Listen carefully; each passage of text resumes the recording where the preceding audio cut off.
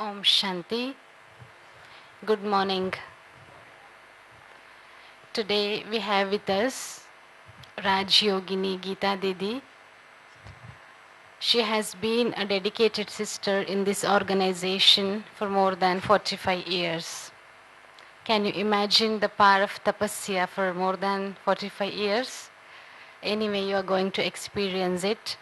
She is the senior Raj Yoga teacher in Mount Abu, one of the major teachers. Whatever programs happen, she gives lectures in those programs. She is also the headquarter coordinator for our business and industry wing. She is the trainer for the teachers. She teaches teachers like us to make them to, whenever they go back to center, so that they will be able to do the service. And like this, she travels across India and abroad for conducting trainings, seminars, conferences, etc. Like this, she has been playing a vital role in the organization, being a Raj Yoga teacher, being a trainer, and playing very important roles. So she is going to take session on methods and basis of Raj Yoga. Adarniya Geeta Didi.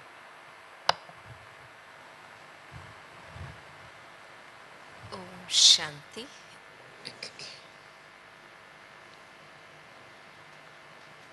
राजयोग के पूर्व 2 सत्रों में योग का आधार जिन 2 मूल सत्यों पर है, उनके बारे में आपने समझ लिया है कि योग अभ्यास करने वाले हम स्वयं कौन हैं और हमें योग किससे लगाना है। हम स्वयं चैतन्य शक्ति आत्मा है और हमें योग लगाना है उस परम चैतन्य शक्ति परमात्मा से। न हम भौतिक हैं, शरीर भौतिक है, 5 तत्वों से बना है, पर मैं आत्मा, मैं भौतिक नहीं हूं।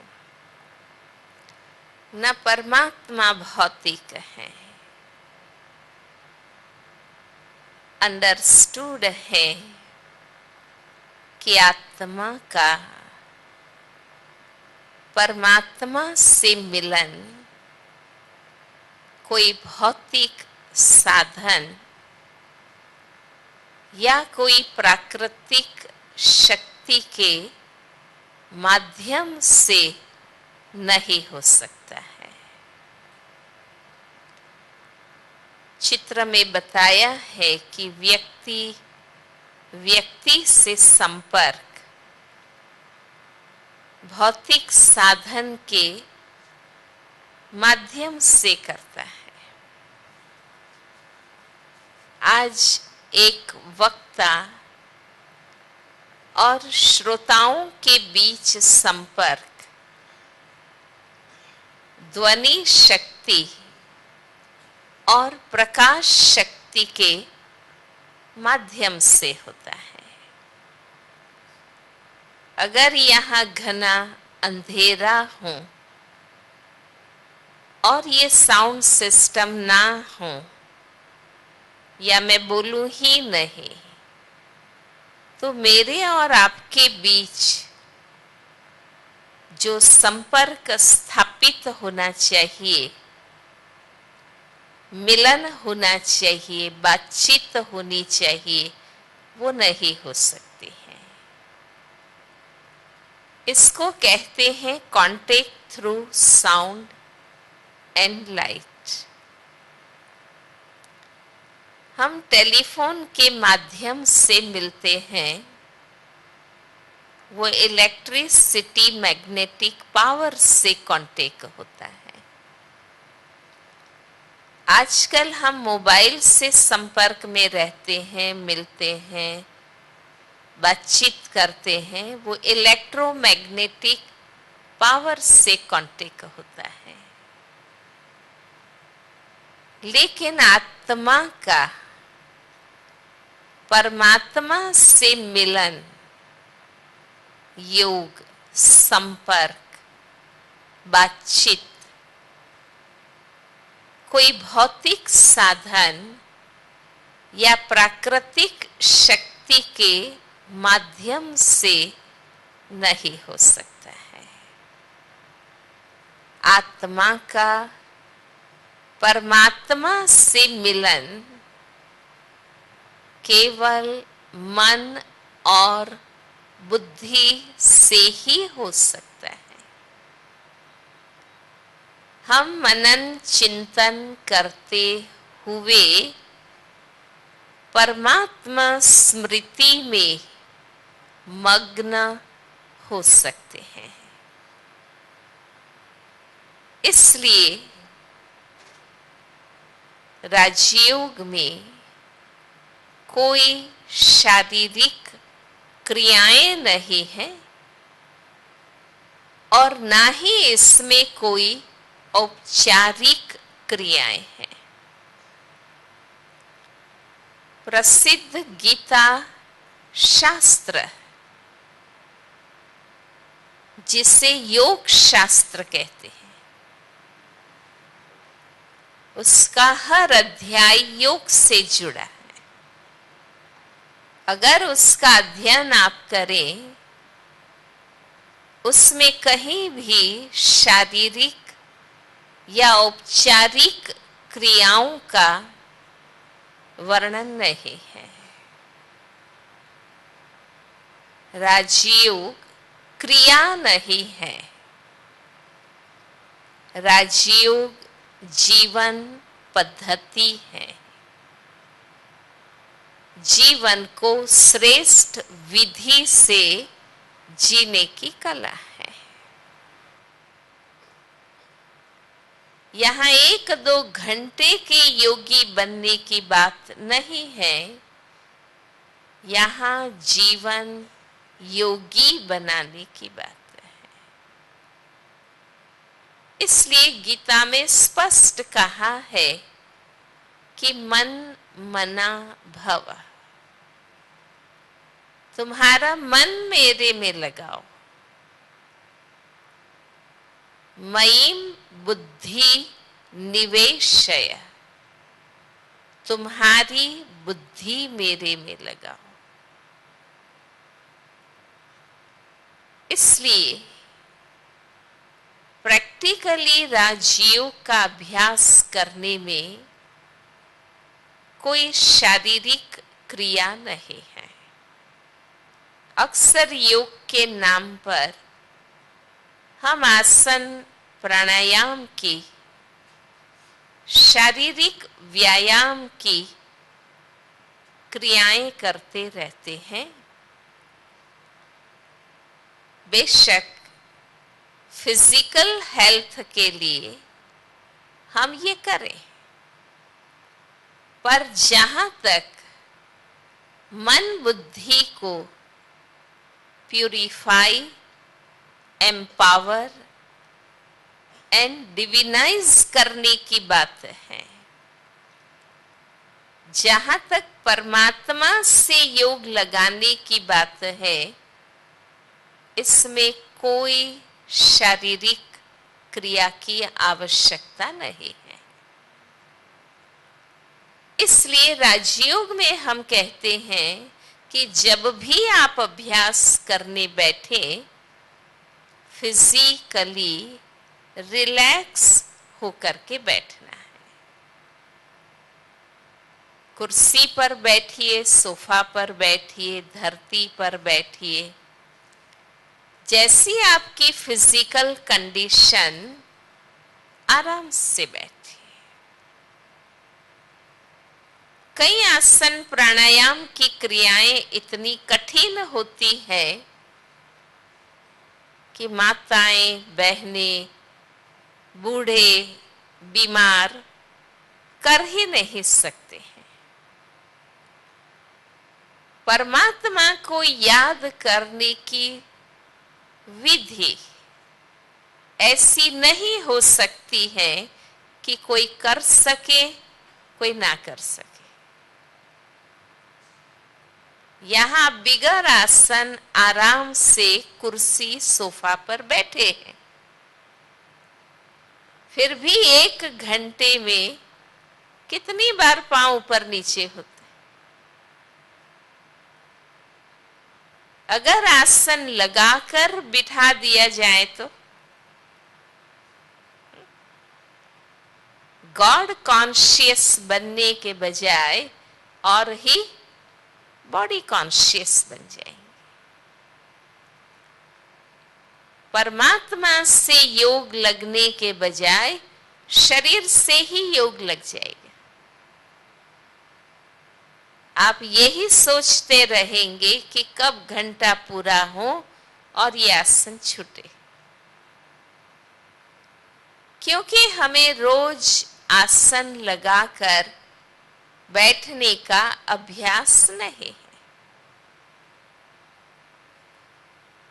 हो सकता है फिजिकल योग का जो अभ्यास करते रहते हैं वो घंटा 2 घंटा पद्मासन में, अर्ध पद्मासन में, वज्रासन में बैठ भी सकते होंगे, लेकिन हम आसन लगाकर शरीर से स्थिर बैठ गए, पर मन परमात्मा में आसन्न नहीं हुआ। बाह्य शरीर से स्थिर बैठ गए, पर मन बुद्धि परमात्मा में मग्न नहीं हुए, एकाग्र नहीं हुए, स्थिर नहीं हुए, तो केवल बाह्य शरीर से स्थिर बैठने का क्या मतलब है? इसलिए राजयोग में हम कहते हैं कि फिजिकली रिलैक्स होकर के बैठना है, पर मेंटली जब भी आप योग अभ्यास करने बैठते हैं, मन बुद्धि से अटेंटिव होकर बैठना है, लक्ष्य पूर्वक बैठना है कि ये 1 घंटा 2 घंटा आधा घंटा मैं परमात्मा मिलन के लिए बैठा हूं, प्रभु चिंतन के लिए बैठा। अभी मुझे और बातें नहीं सोचनी है। हम अपने आप को समझाएं कि जीवन की अन्य अनेकानेक बातें सोचने के लिए, नौकरी, धंधा, घर, गृहस्थी, समाज, संसार, शरीर, परिवार, ये अनेक बातें सोचने के लिए हमारे पास बाकी के 22 घंटे हैं। हम ये नियम बना दें, ये लक्ष्य बना दें कि प्रतिदिन सुबह अमृत वेला 1 घंटा और शाम को संध्या के समय 1 घंटा आधा घंटा परमात्मा मिलन के लिए, प्रभु चिंतन के लिए है, स्वचिंतन शुभ चिंतन के लिए। तो फिजिकली रिलैक्स, मेंटली अटेंटिव होकर बैठना है। इसलिए परमात्मा जो इस योग के आदि शिक्षक है। वो हम सभी आत्माओं को यही समझाते हैं कि शरीर ही एक विचित्र गुफा के समान है और मस्तक के भ्रुकुटी के आसन पर आप आत्मा विराजमान है ही। अब और कोई आसन की आवश्यकता नहीं है। अब आवश्यकता है मन बुद्धि परमात्मा स्मृति में स्थित करने की। इसलिए इस योग अभ्यास में और कोई शारीरिक क्रियाएं नहीं है और ना ही इसमें कोई औपचारिक क्रियाएं हैं। जैसा कि भक्ति में परमात्मा की याद में मन बुद्धि लगाने के लिए हम विभिन्न प्रयास करते रहे, समय प्रति समय जो भी धर्मात्माएं हुए, महात्माएं हुए, उन्होंने जो सजेस्ट किया कि इस प्रकार करके देखिए, कोई माला फेरते हैं, कोई मंत्र रटते हैं, कोई मुख से आरती भजन गाते हैं। ये हमारे विभिन्न प्रयास रहे हैं कि इस प्रकार भी मन एकाग्र हो। लेकिन आप अपने ही प्रयासों को ऑब्जर्व करिए। रिजल्ट तो यही है कि माला फेरते रहते हैं और मन भी फिरता रहता है, क्योंकि रटना जपना नेचुरल नहीं है। हम अपने मित्र संबंधियों को याद करते हैं, क्या हम किसी का नाम रटते रहते हैं? महेश भाई, महेश भाई, महेश भाई, हम ऐसे रटते हैं? नहीं, हम उन्हें नेचुरल याद करते हैं, हम उनकी स्मृति में रहते हैं, हम उनके बारे में चिंतन करते हैं।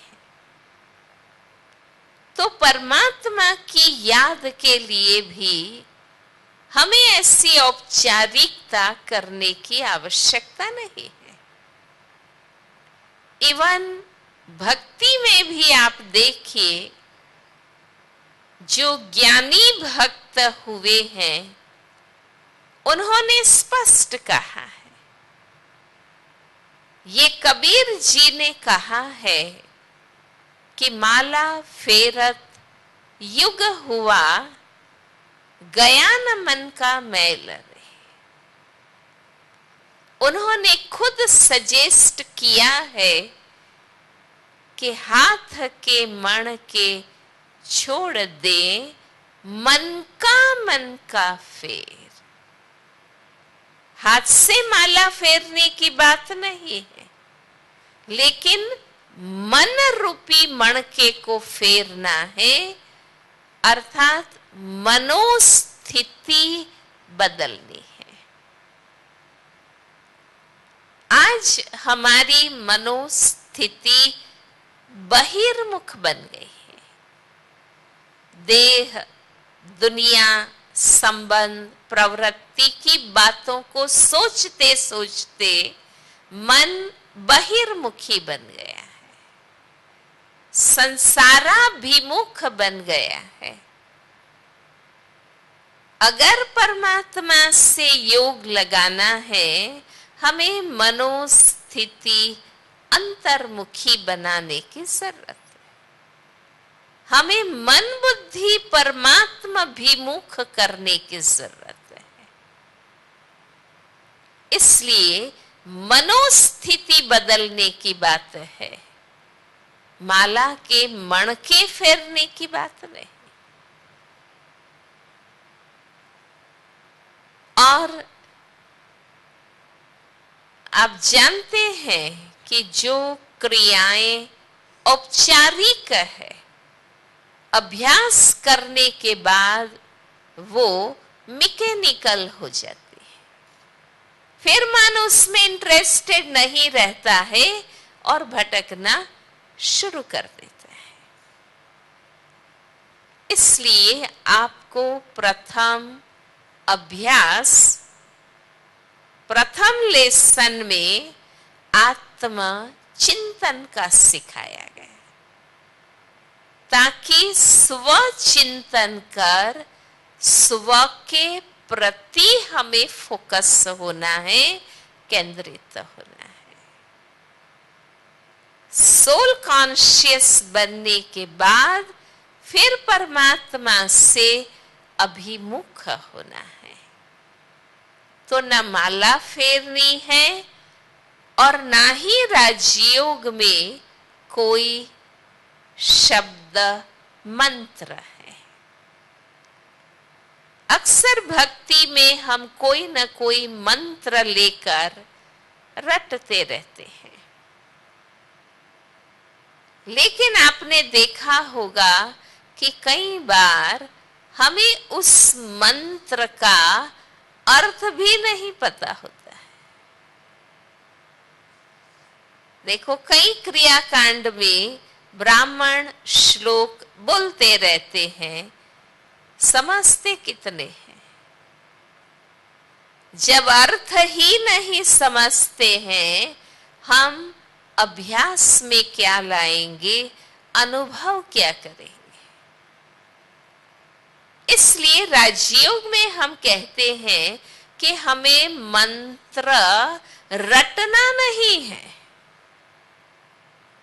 हमें मंत्र के अर्थ को जीवन में धारण करना है।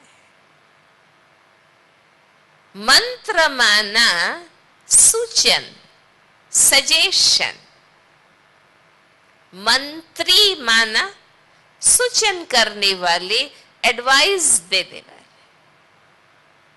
ये श्रेष्ठ सूचन है, उससे रिपीट थोड़ी करना है, हमें उसके अर्थ को समझकर कर्म में लाना है।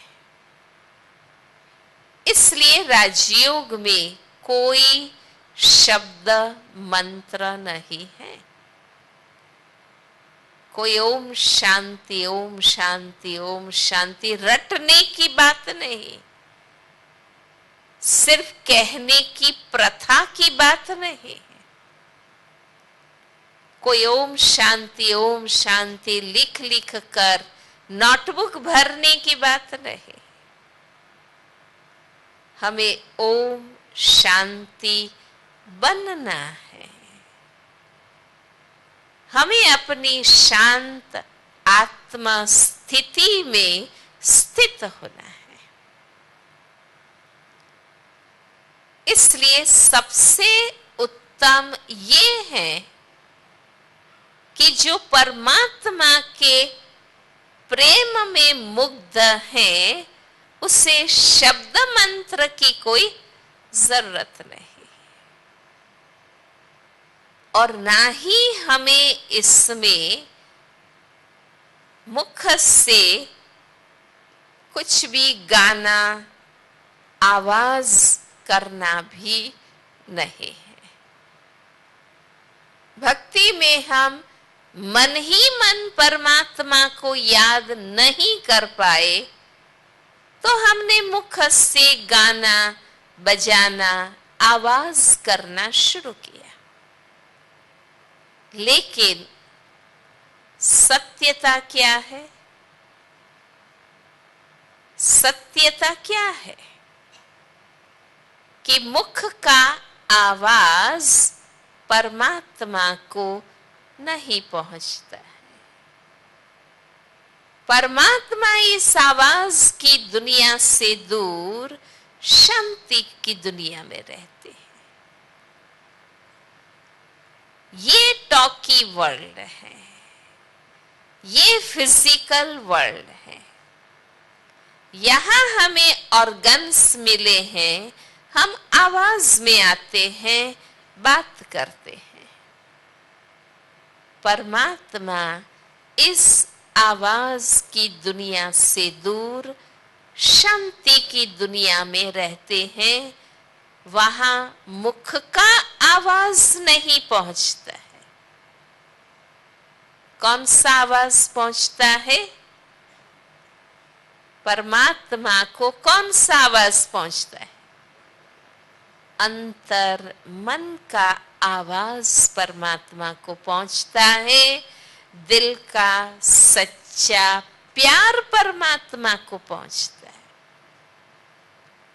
हम याद करते हैं और हमारे वाइब्रेशंस, प्यार उनको पहुंच जाता है। इसलिए राजयोग में हम साइलेंस में बैठते हैं और अंतर्मुखी बनकर मन बुद्धि से उस पिता परमात्मा को याद करते हैं, प्यार करते हैं। आप देख रहे हैं यहाँ कि हर कार्यक्रम में प्रारंभ में हम एक गीत बजाते हैं या साइलेंस ट्यून संगीत बजाते हैं। ये गीत भी ईश्वरीय ज्ञान के बने हैं, परमात्मा महिमा के बने हैं। प्रारंभिक अभ्यास में ये सहायक है। एस्पेशली परमात्मा के रिलेशन में हमारा मन ड्राई बन गया है। ये ज्ञान के गीत मन में ईश्वर के प्रति भाव जगाते हैं और ये संगीत उस भाव को गति देते हैं। प्रारंभ में ये मददगार है पर अनिवार्य नहीं है। जब आप ईश्वरीय ज्ञान को समझ लेंगे, परमात्मा से आपका जिगरी प्यार हो जाएगा, फिर हमें इसकी भी आवश्यकता नहीं रहती है। फिर आपका अपना मन ही गीत गाएगा। इसलिए इसमें कोई औपचारिक क्रियाएं भी नहीं। तीसरी बात, अक्सर भाई बहनें पूछते हैं हमें योग कहाँ लगाना है, हम सामने क्या रखें। भक्ति में तो कोई ना कोई मूर्ति, चित्र, फोटो हम सामने रखते हैं। राजयोग में हमें क्या करना है? मूर्ति रखें, चित्र रखें, फोटो रखें, दीवा जलाएं या बिंदु पर मन लगाएं, हमें योग कहाँ लगाना है? अब मैं आप सबसे ही पूछना चाहूंगी, क्योंकि अब आप सिर्फ भक्त आत्मा नहीं हैं, आप सब भी ज्ञानी आत्मा बने। पूर्व 2 लेसन आप कर चुके हैं। हम स्वयं कौन है, परमात्मा कौन है, किए हैं दोनों लेसन। हाँ, अब आप ज्ञानी आत्मा हैं। अब मैं आपसे ही पूछना चाहूंगी कि हमें योग किससे लगाना है, कहाँ लगाना है।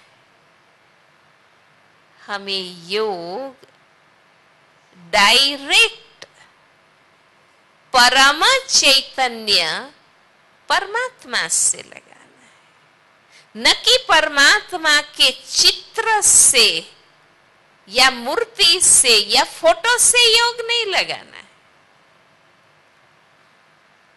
ये तो भक्ति में हम परमात्मा को नहीं जानते थे,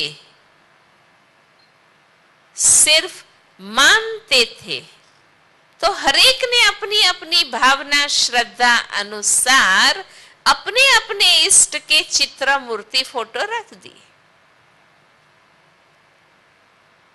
पर अब हम परमात्मा को यथार्थ रूप से जानते हैं, सिर्फ मानते नहीं है, यथार्थ रूप से जानते हैं। इसलिए परमात्मा जो है, जैसे हैं, जहां रहते हैं, वहां मन बुद्धि लगाना उससे योग कहते हैं, उससे योग कहते हैं। अपनी अपनी भावना अनुसार भगवान को याद करना, उसको भक्ति कहते हैं। पर परमात्मा को यथार्थ रूप से जान पहचान कर उनकी याद में मन बुद्धि लगाना, उससे योग कहते हैं, उससे योग कहते हैं। और अब आपको स्पष्ट है कि परमात्मा भौतिक है ही नहीं, वो शरीरधारी है ही नहीं ना, वो तो है ही ज्योति बिंदु स्वरूप, परम चैतन्य शक्ति।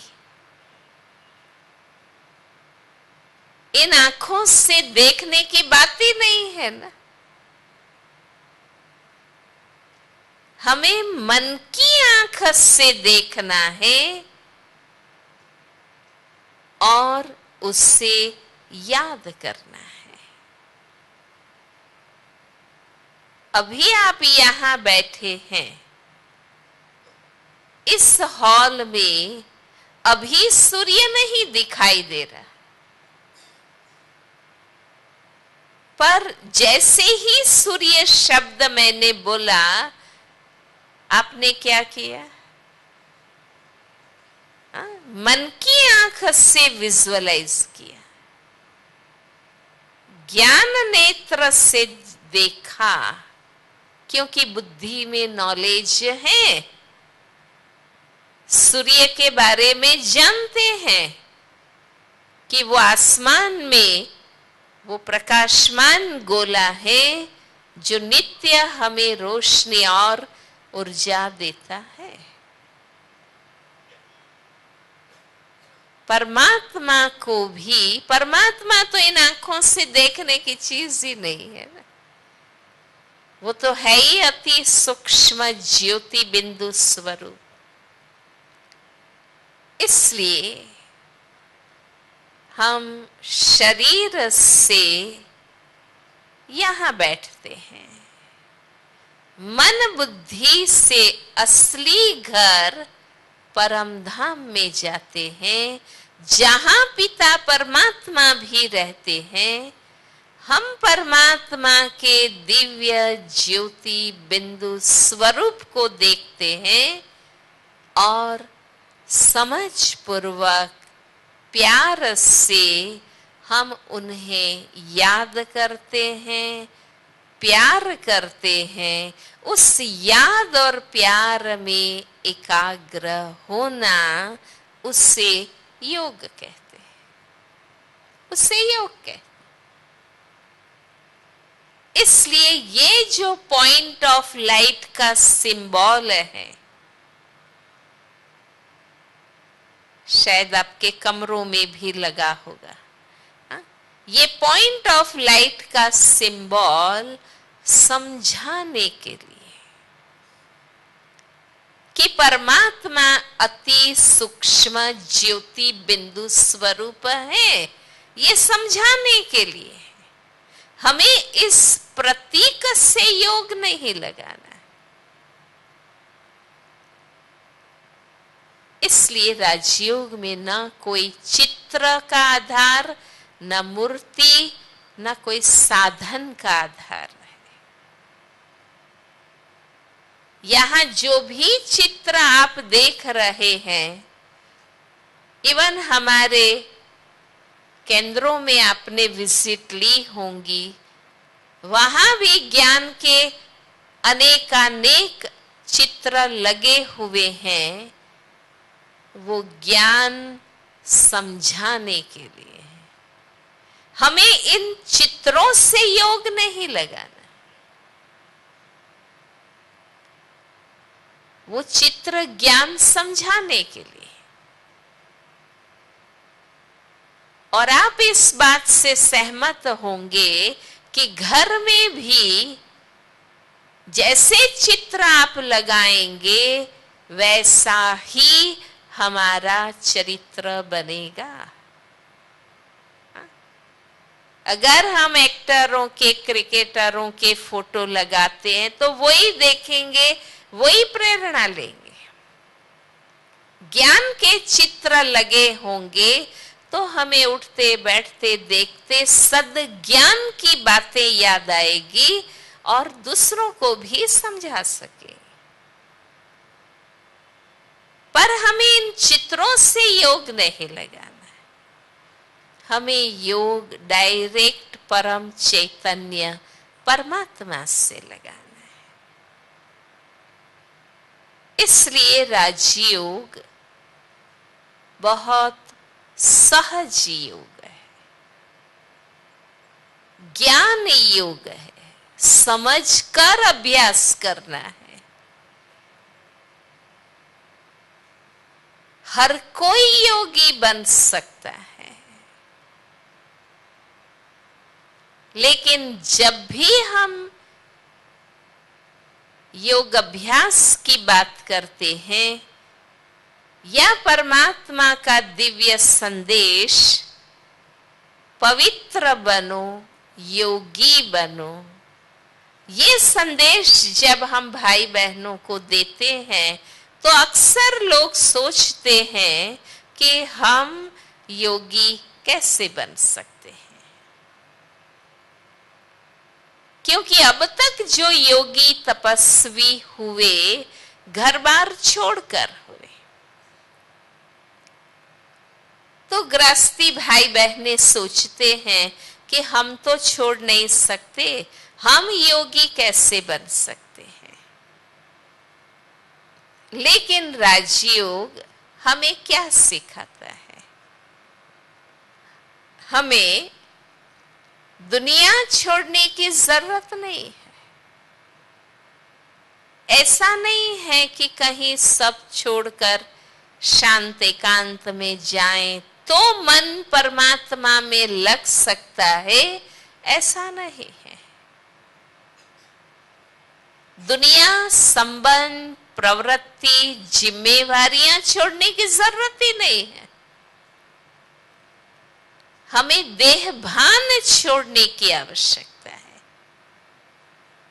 बॉडी कॉन्शियसनेस को चेंज करने की आवश्यकता है।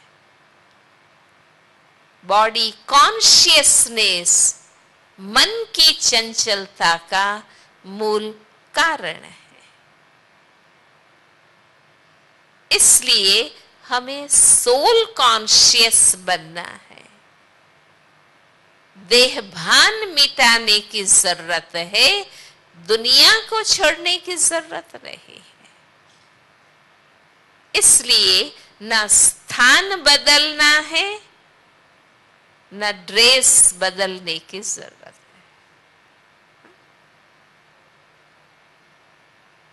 ऐसा नहीं है कि शांत एकांत हो तो योग लगे, नहीं। कई बार आपका अनुभव होगा कि स्थान एकांत है, वातावरण शांत है, पर मन अनेकांत में ही घूम रहा है। अगर मन बुद्धि एक के अंत में स्थित है, एक के सार में स्थित है, तो हम जहां हैं वहां ही एकांत है। हम अपार भीड़ के बीच भी शांति का अनुभव कर सकते हैं। इसलिए स्थान नहीं बदलना है, आत्मा स्थिति बदलनी है। आत्मा स्थिति बदलनी, बाह्य ड्रेस बदलने की बात नहीं है। कोई भगवा पहन लेने से या सफेद ड्रेस पहन लेने से योगी नहीं बन जाते हैं। ड्रेस बदलने की बात नहीं है, हमें आंतरिक स्मृति वृत्ति बदलनी।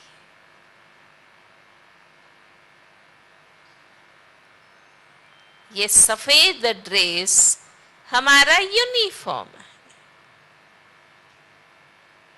हर विद्यालय, हर ऑर्गेनाइजेशन का अपना यूनिफॉर्म होता है। ये हमारा यूनिफॉर्म है। हम फुल टाइम सेवा में हैं, इसलिए हम फुल टाइम पहनते हैं।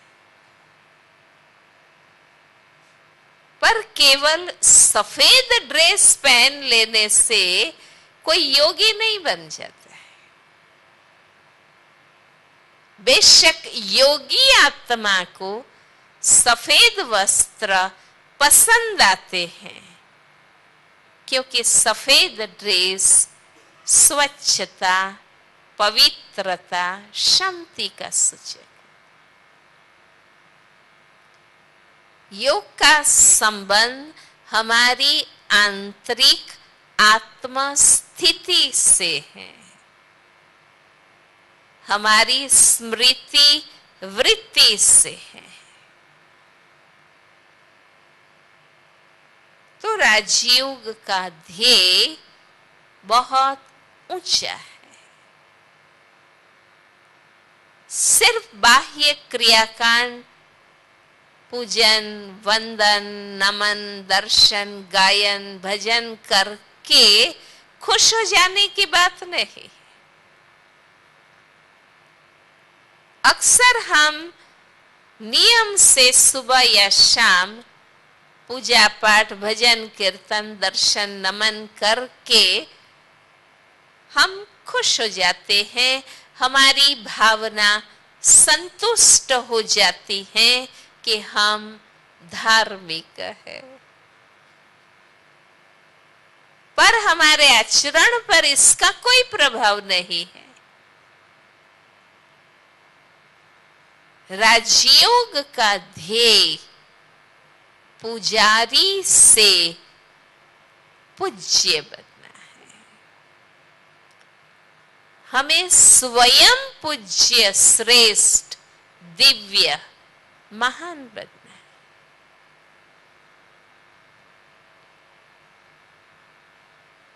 इसलिए इसमें कोई बाह्याचार नहीं है। परमात्मा की याद में आप देखिए, कोई परमात्मा को पुकारते हैं, चिल्लाते हैं, माइक लगाकर जोर जोर से हम पुकारते हैं, अल्लाह अकबर, ओ गॉड, हे भगवान। पुकारना नहीं है, चिल्लाना नहीं है, आवाज नहीं करना। सत्य आप समझ गए हैं कि मुख का आवाज उनको नहीं पहुंचता है, इसलिए चिल्लाना नहीं है, पुकारना नहीं, आवाज नहीं करना। कई भक्ति में कहते हैं हम ईश्वर को याद करते हैं, पर अक्सर वे क्या करते हैं? परमात्मा से मांगते रहते हैं, मांगते रहते हैं। हे भगवान, विद्या दो, बुद्धि दो, धन दो, तंदुरुस्ती दो, मेरा ये काम कर दो। हाँ? अक्सर हम परमात्मा से मांगते रहते। राजयोग में हम कहते हैं हमें परमात्मा से मांगना नहीं है। क्यों नहीं मांगना है? क्यों नहीं मांगना? हम उनके बच्चे हैं, हम उनके वारिस हैं। हमारा बर्थ राइट है परमात्मा से प्राप्त करना। हमें मांगने की जरूरत नहीं है, हमें लायक बच्चा बनने की जरूरत है। हमें योग्य ईश्वरीय संतान बनने की आवश्यकता है। इसलिए राजयोग में हम परमात्मा से मांगते नहीं। परमात्मा कहते हैं तुम याद नहीं करते थे, फरियाद ही करते रहते थे, ये दो वो दो, ये कर दो। हाँ? हमें लायक बच्चा बनने की जरूरत है। लायक बच्चे को माता पिता खुद ही सब कुछ देते हैं कि नहीं देते? हाँ? योग्य बच्चे को माँ बाप खुद ही सब कुछ देते। हमें योग्य ईश्वरीय संतान बनने की आवश्यकता है। तो याद से ही प्राप्ति है, संकल्प से ही समर्थी है, कहने की जरूरत ही नहीं।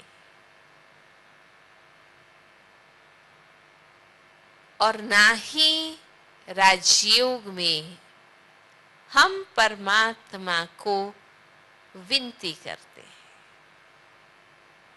भक्ति में हम बड़े दीन हीन, लाचार, मजबूर बनकर ईश्वर को प्रार्थना करते रहते हैं, रिक्वेस्ट करते रहते हैं, इतनी शक्ति हमें देना। राजयोग में हम कहते हैं हमें परमात्मा से विनती करने की भी जरूरत नहीं, वो खुद ही दाता है, वो है ही दाता,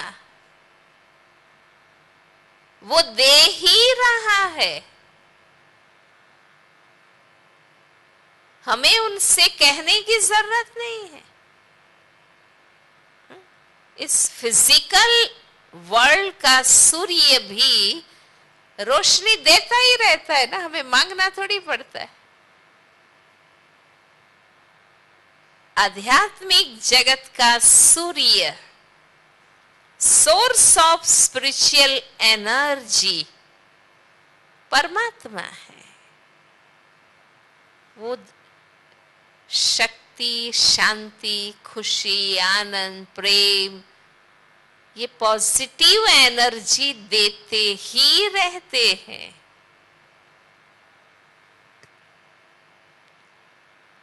जो दे ही रहा हो उनको कहना कि देना, ये तो इंसल्ट करना है ना। भाई दे ही रहे हैं ना। हमें सोचने की आवश्यकता है, आत्म खोज करने की आवश्यकता है कि परमात्मा दाता है, सागर है, अखुट भंडार है। हम ही महिमा करते ना तो प्यार का सागर है, सर्वशक्तिमान है, रहम दिल है, कल्याणकारी, मर्सीफुल कहते हैं ना, वो दे ही रहा है। हमें क्यों नहीं मिल रहा है? स्वदर्शन करने की जरूरत है, स्वचिंतन करने की आवश्यकता है कि परमात्मा तो है ही दयालु, कृपालु, शांति दाता, सुख दाता, शक्ति दाता, मुक्ति दाता। वो दे ही रहा है। मुझे प्राप्त क्यों नहीं हो रहा है? क्योंकि मेरा उनसे योग नहीं है।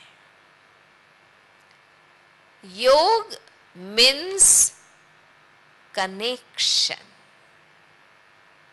हमारा परमात्मा से कोई कनेक्शन नहीं रहा है, संपर्क नहीं रहा है। आपके शहर में पावर हाउस है, पर आपको अपने घर में बिजली तो तब मिलेगी ना जब आप कनेक्शन करेंगे। परमात्मा light house, might house, spiritual power house है, पर हमारा उनसे कनेक्शन ही नहीं है ना। अपने आप को देखिए, मन और बुद्धि की तारें आपने कहां जोड़ी है? अपने मन बुद्धि को हमने कहां अटैच करके रखा है?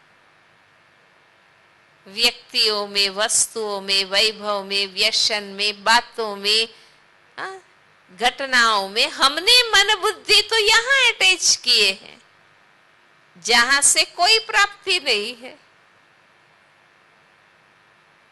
और जहां से अखुट अविनाशी प्राप्ति है वहां तो मन बुद्धि जोड़ा ही नहीं है ना। तो प्राप्ति कैसे होगी? अनुभूति कैसे होगी? हाथ से क्रियाकांड कर रहे हैं, मुख से आरती गा रहे हैं, पर मन बुद्धि कहां है?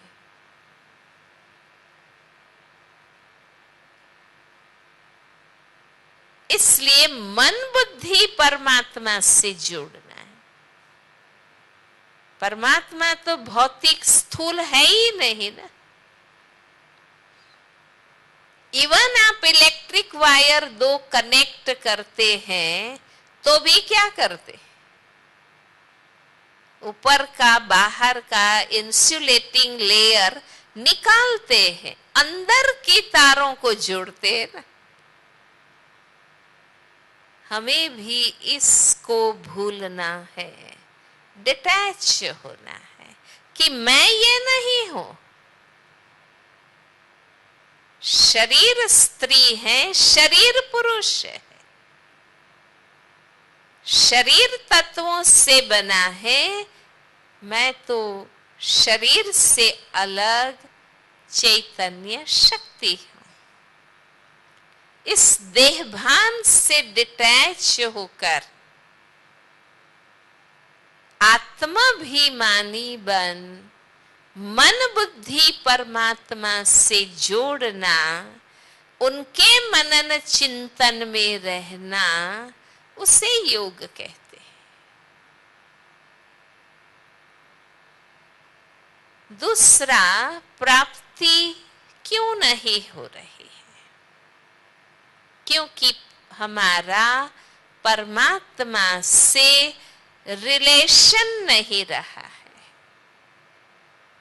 प्राप्ति तो रिलेशन से होती है ना। देखिए, आपके पास लाखों रुपए हैं, पर मेरा आपसे कोई संबंध नहीं है, तो मुझे कुछ प्राप्ति होगी? होगी? प्राप्ति तो रिलेशन से होती है। देखो, जब भी कोई राजा महाराजाओं की प्रॉपर्टी की बात आती है, तो उससे पाने के लिए क्या करते? हर कोई अपना रिलेशन निकालते हैं कि हाँ, मैं भी इनका ये होता हूं, वो होता हूं, मेरा भी हिस्सा। प्राप्ति तो रिलेशन से होती है ना। चित्र में बताया है कि एक बच्चा अपने शारीरिक माता पिता को नेचुरल याद करता है, क्योंकि वो माता पिता को जानता है, पहचानता है, उनसे उनके संबंध है, प्राप्ति है, उससे नेचुरल माँ बाप याद आते हैं।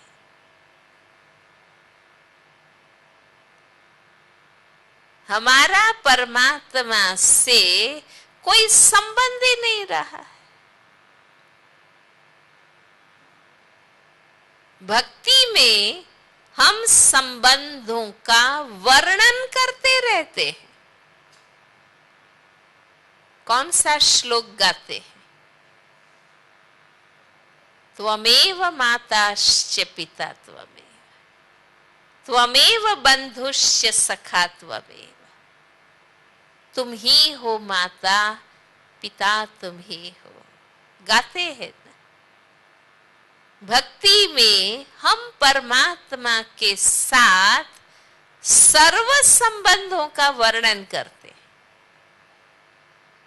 राजयोग में हम कहते हैं कि हमें संबंधों का वर्णन करने की जरूरत नहीं।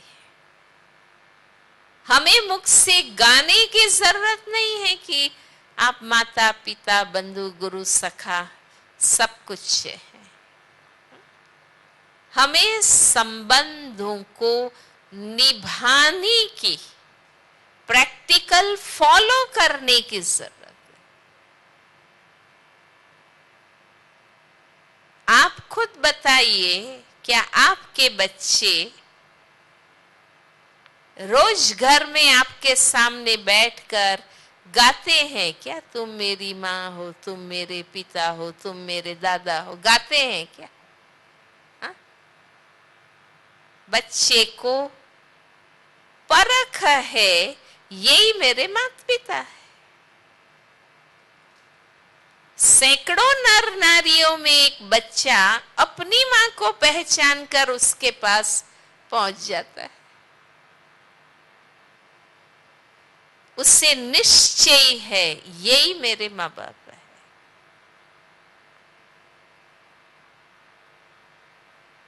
ऑटोमेटिक माँ बाप से प्यार है, याद है। हमें गाने की जरूरत नहीं है, हमें निश्चय करने की जरूरत है, परमात्मा ही मुझ आत्मा के असली माता पिता है।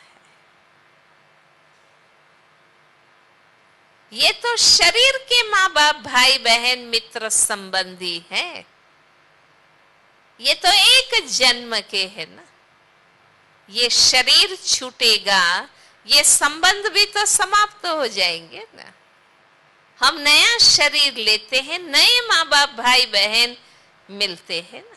तो ये देह के संबंध हैं।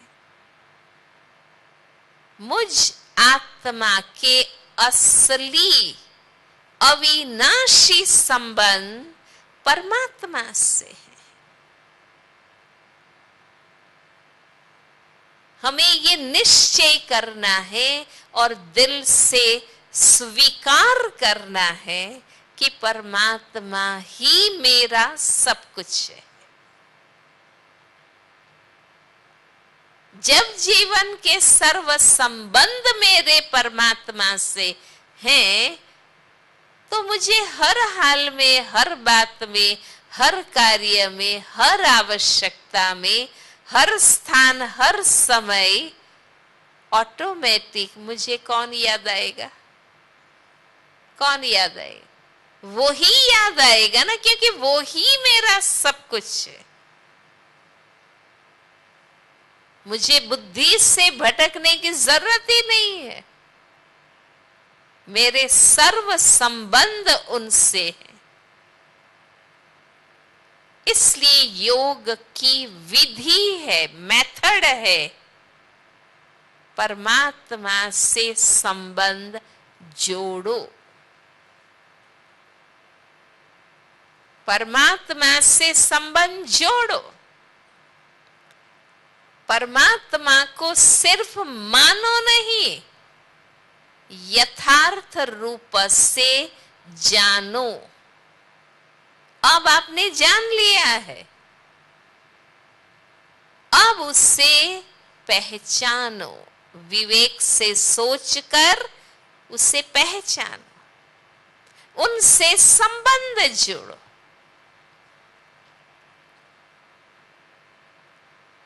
तो याद से ही प्राप्ति है, स्मृति से ही समर्थी आ जाती। इसलिए खुद को आत्मा समझकर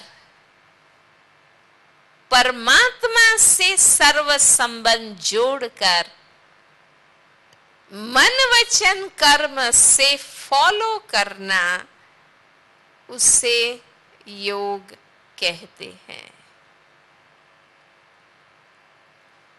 आप यहां आए हैं, आपको नेचुरल किसकी याद आती है? किसकी याद आती है? जिससे आपके संबंध है, रिश्ते हैं, नाते हैं। दुनिया में लाखों लोग हैं, क्या सबकी याद आपको आती है? नहीं। हमें किसकी याद आती है?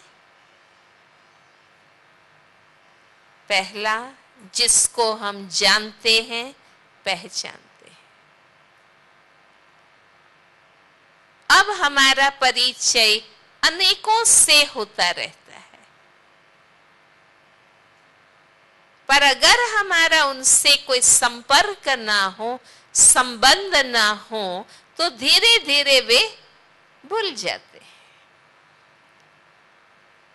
हमें अक्सर उनकी याद आती है जिनसे हमारे संबंध हैं, जिनके साथ रोज हम उठते हैं, बैठते हैं, जीते हैं, काम करते हैं, वही तो याद आते हैं। परमात्मा की याद हमें नेचुरल आती रहे, उसकी विधि है परमात्मा से संबंध जोड़ो, प्रैक्टिकली फॉलो करो।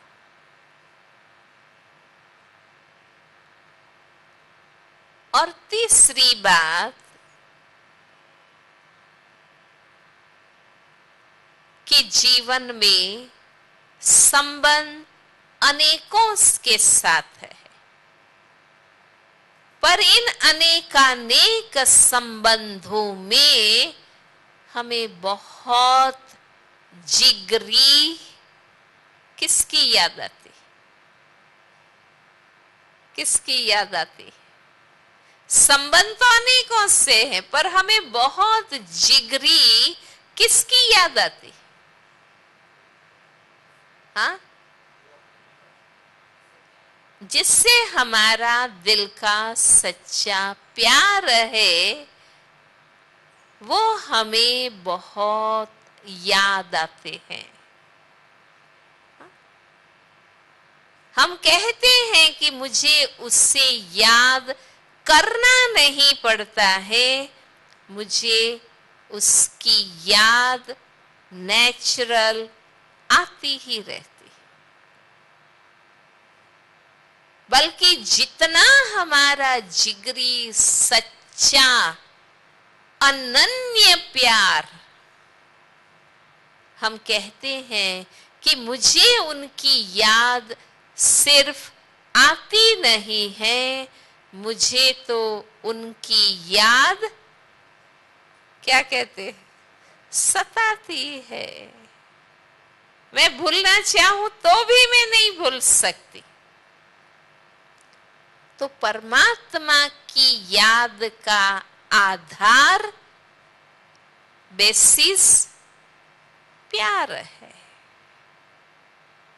परमात्मा की याद का आधार प्यार है। जितना परमात्मा से सच्चा जिगरी अनन्य प्यार, उतनी निरंतर याद आती है, उतनी एकाग्रता बनी रहती है। मेहनत की कोई बात ही नहीं है। जहां मोहब्बत है वहां मेहनत नहीं है।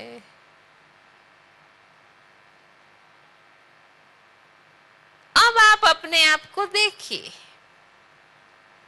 क्या हम परमात्मा को जिगरी प्यार से याद करते हैं?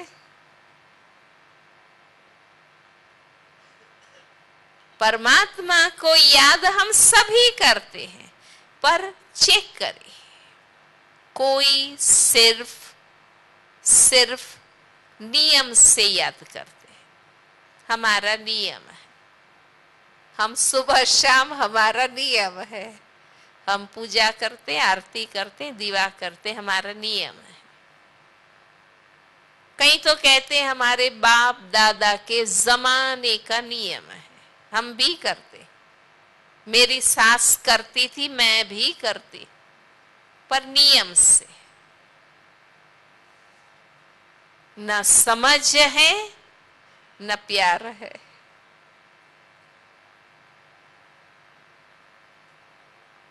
कई परमात्मा को याद करते हैं, सिर्फ स्वार्थ से याद करते, मतलब से याद करते। हमें उनसे कुछ चाहिए, इसलिए हम उससे याद करते। अगर उनसे कुछ प्राप्ति ना हो तो हम उससे याद भी ना करें। हमारा योग परमात्मा से नहीं है, वो प्राप्ति से है।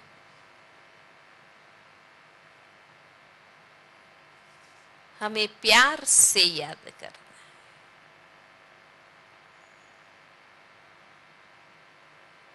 है। निस्वार्थ प्यार से याद करना।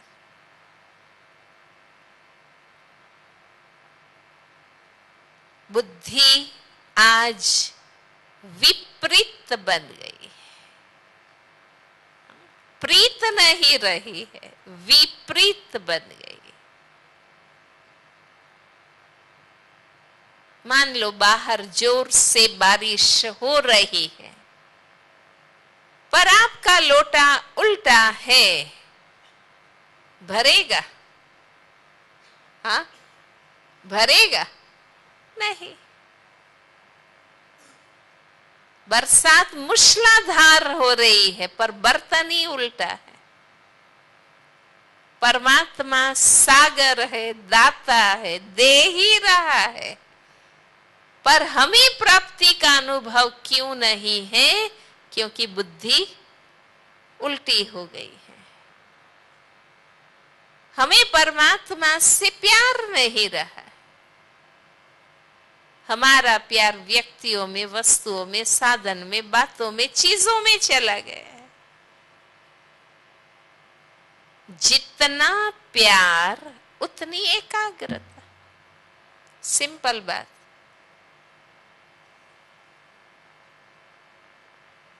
इसलिए मैं ये नहीं कहती हूं आप 3 दिन में योगी बन जाएंगे। बेशक योग का सही ज्ञान आप जरूर प्राप्त कर लेंगे।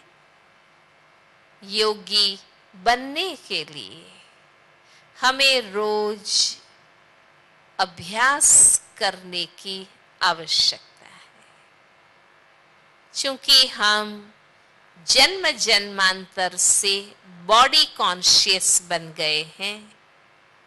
बुद्धि योग देहधारियों से, चीजों से लग गया है, तो हमें खुद को एजुकेट करना है। राजयोग कॉन्शियसनेस ट्रेनिंग है। देहभान से सोल कॉन्शियस बनना है और सबसे डिटैच होकर उस परमात्मा से, सर्व संबंधों से अटैच होकर हमें उससे याद करना है, प्यार करना है,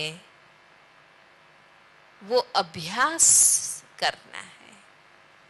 तो जितना आप ज्ञान समझते जाएंगे, अभ्यास करते जाएंगे, जितना आपका प्यार परमात्मा से अनन्य बनता जाएगा, उतनी एकाग्रता आती जाएगी।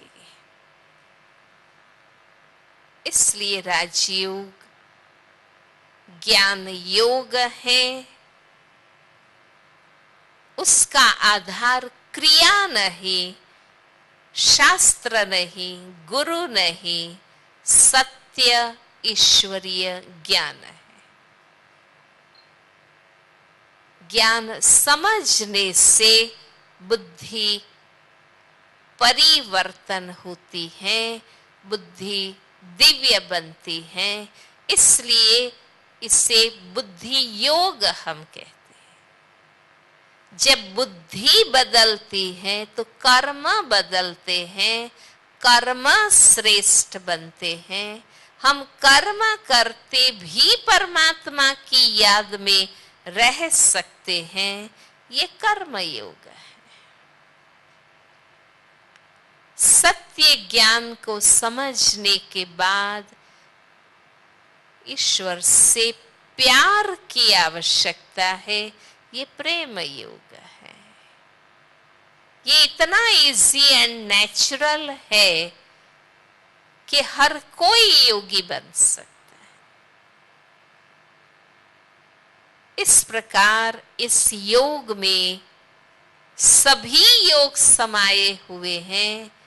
ये अपने आप में सर्वश्रेष्ठ संपूर्ण योग है।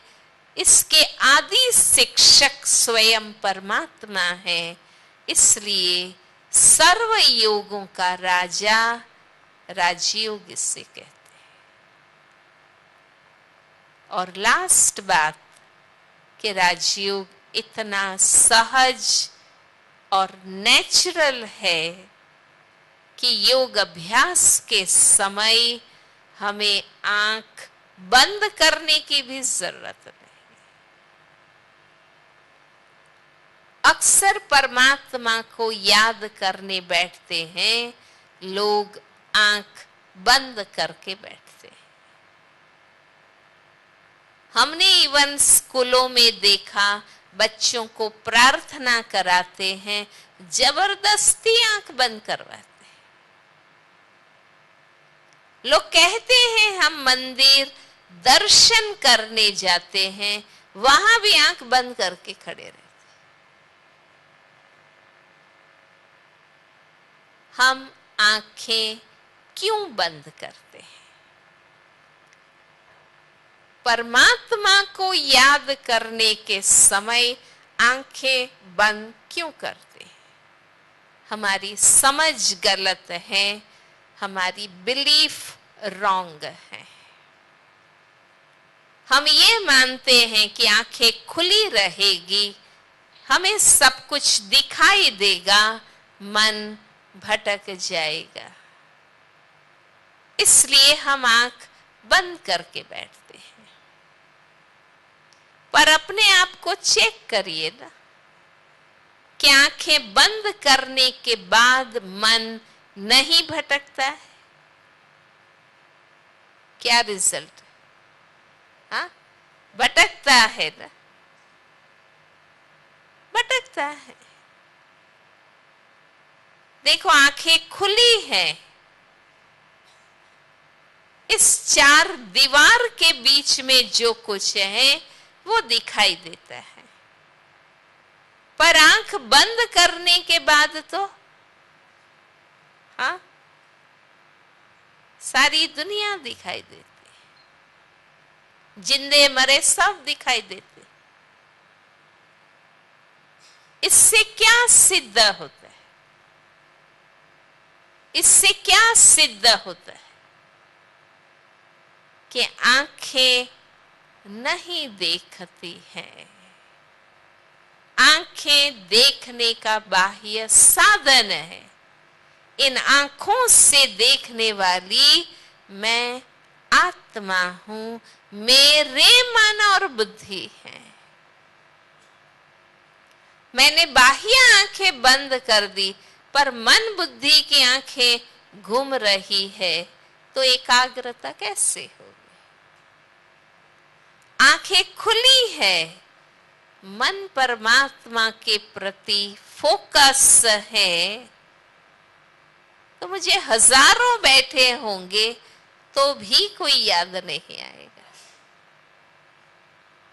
क्योंकि याद करने वाले मन बुद्धि परमात्मा के प्रति फोकस है। और ये अनुभव आप सबको है।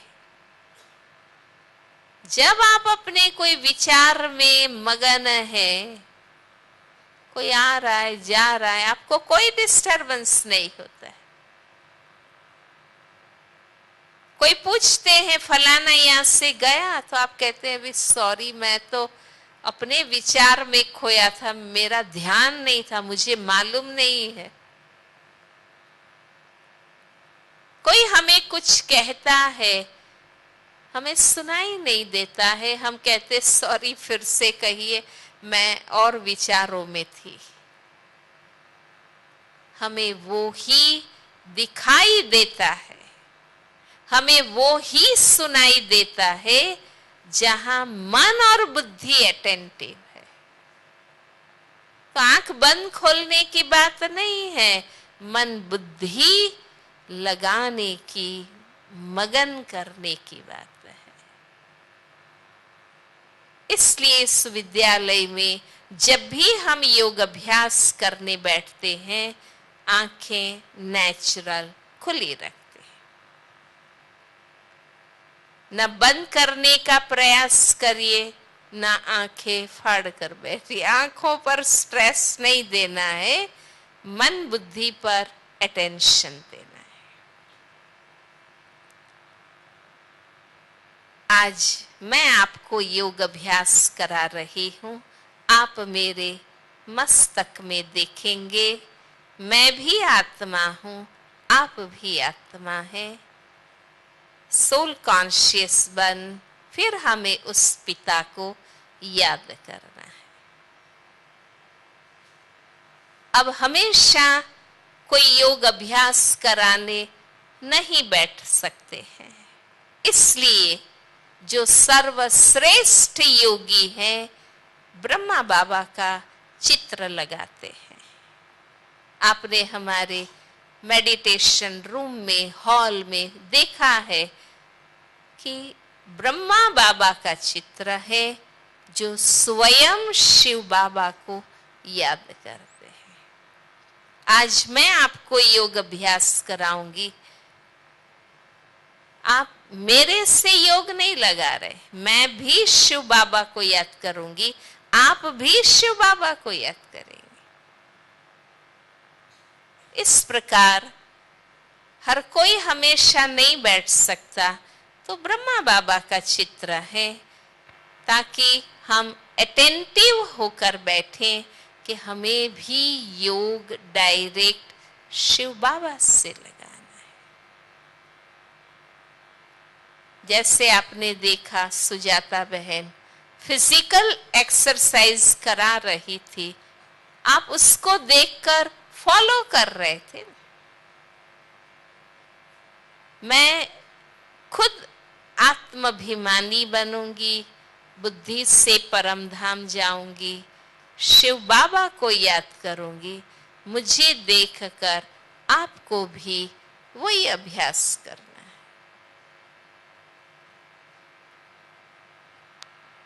तो सभी व्यवस्थित बैठ जाएंगे। मैं समझती हूँ अब आपको प्रैक्टिकली योग अभ्यास कैसे करना है स्पष्ट है। जितना बुद्धि में ज्ञान, सद्ज्ञान की बातें भरते जाएंगे, चिंतन में ऑटोमेटिक आता जाएगा। अपना diary, purse, file, bag side में रख दे। हाथ में गोद में लेके ना बैठे।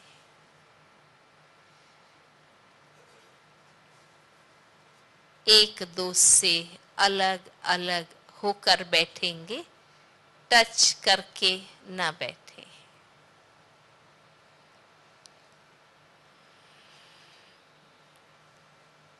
आंखें नेचुरल खुली रहने दे। आज मैं आपको योग अभ्यास करा रही हूं। आप मेरे सामने देखेंगे, भ्रकुटी में देखेंगे, इस अवेयरनेस के साथ कि मैं भी आत्मा हूं, आप भी आत्मा हैं। हमें साइलेंस में बैठकर अभ्यास करना है। ये आपके अभ्यास की प्रारंभिक अवस्था है, इसलिए मैं कमेंट्री के द्वारा गाइड करूंगी। हमें मन ही मन कैसे चिंतन करना है, शिव बाबा को याद करना है, उनसे बातचीत करनी है, प्यार करना है। मैं सजेशंस देती जाऊंगी। आपको मुख से रिपीट नहीं करना है, लेकिन जो थॉट मैं आपको दूं, मन ही मन रिवाइज करना है, उससे रियलाइज करना है, उसके मीनिंग को समझना है, उस अनुभव में स्थित होना है, उसे फील करना है।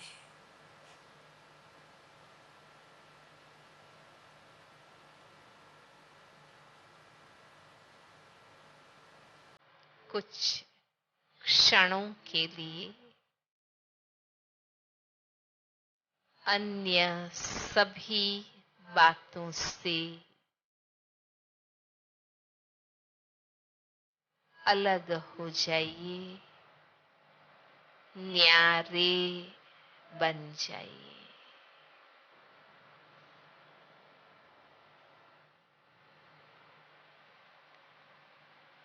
आसपास की व्यक्तियों से, वस्तुओं से डिटैच ऑब्जर्वर बन जाइए।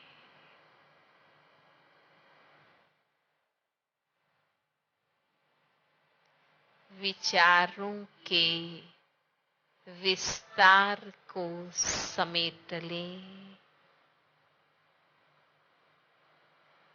सार में स्थित हो जाए।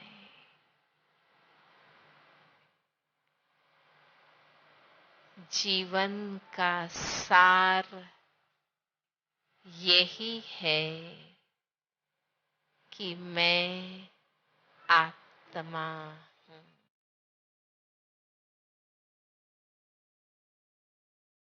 ज्योति बिंदु हूँ।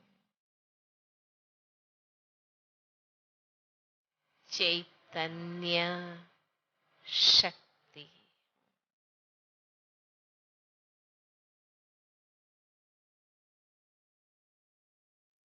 शरीर विस्तार है,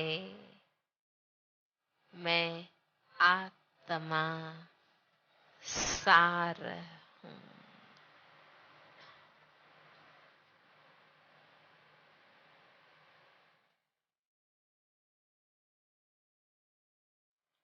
मैं आत्मा इस शरीर की मालिक,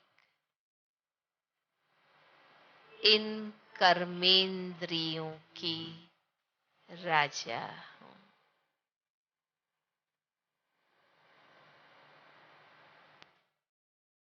मस्तक में स्थित होकर शरीर को चलाती।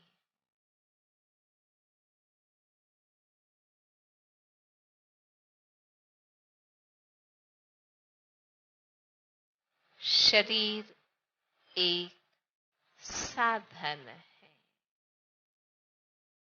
जिससे मैं आत्मा कर्म करती हूँ।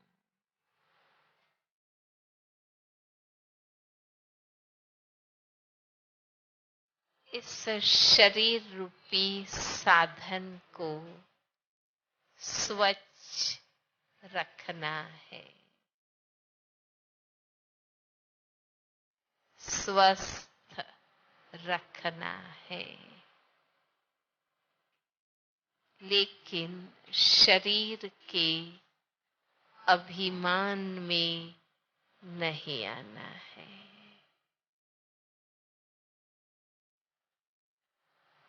हर क्षण शरीर द्वारा कर्म करते हुए मुझे ये ही अवेयरनेस रखनी है कि मैं आत्मा हूँ।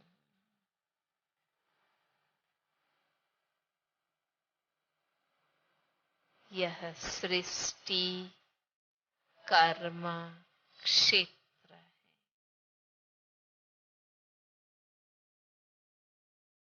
मेरा मुझ आत्मा का असली घर इस दुनिया से दूर है। 5 तत्वों से पार शांति धाम,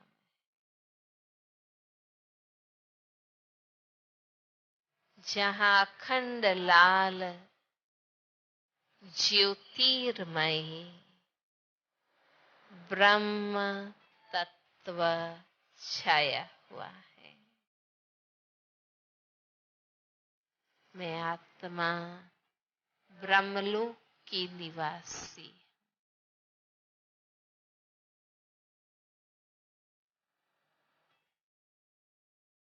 मेरे अविनाशी पिता परम ज्योति बिंदु परमात्मा पिता भी शांति धाम के निवासी हैं।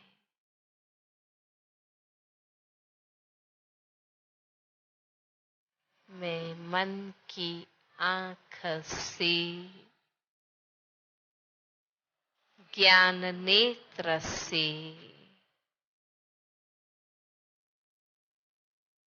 पिता परमात्मा को देख रही हूँ। मेरे अति प्रिय परम पिता,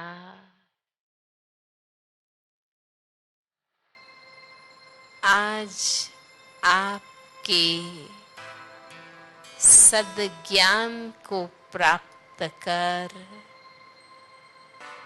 मुझे अपार हर्ष हो रहा है।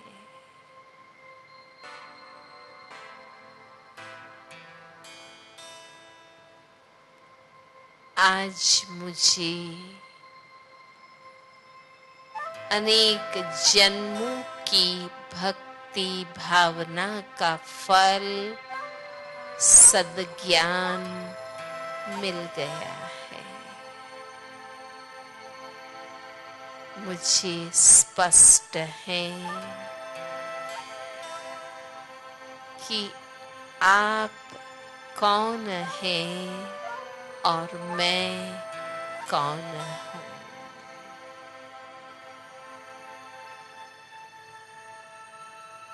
मुझे जीवन का सही ठिकाना मिल गया है।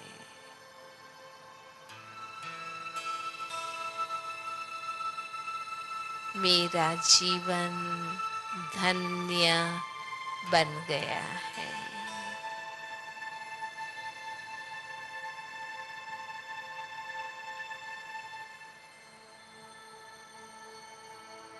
अब मेरा यही लक्ष्य है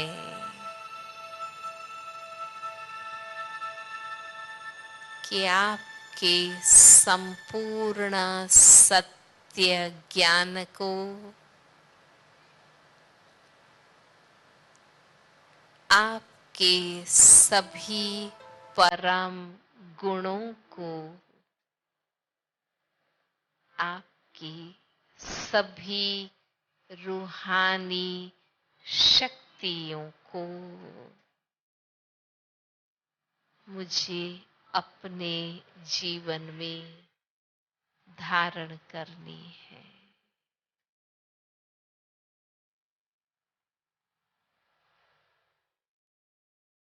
मुझे यही स्मृति और अनुभूति है शांति के सागर, शांति दाता मेरे शिव पिता, आपकी संतान मैं आत्मा भी शांत स्वरूप हूँ।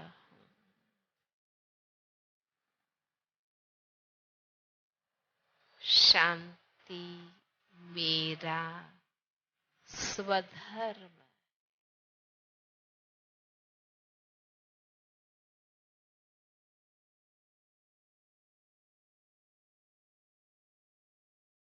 मेरे सर्वशक्तिमान सदा पावन पिता शिव बाबा, आपकी याद से मैं आत्मा भी शुद्ध पवित्र बनती जाती।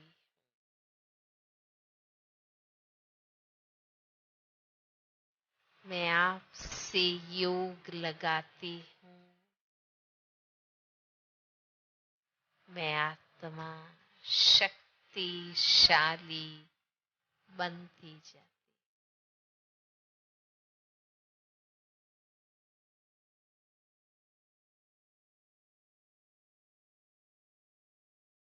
मैं आत्मा हूँ।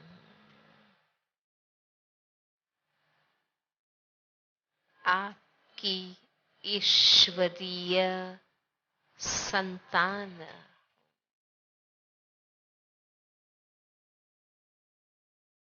मैं शांत शुद्ध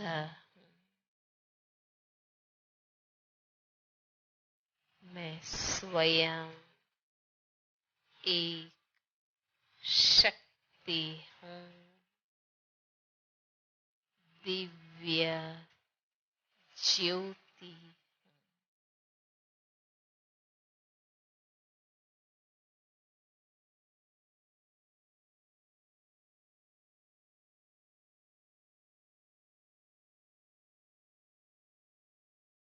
ओम शांति।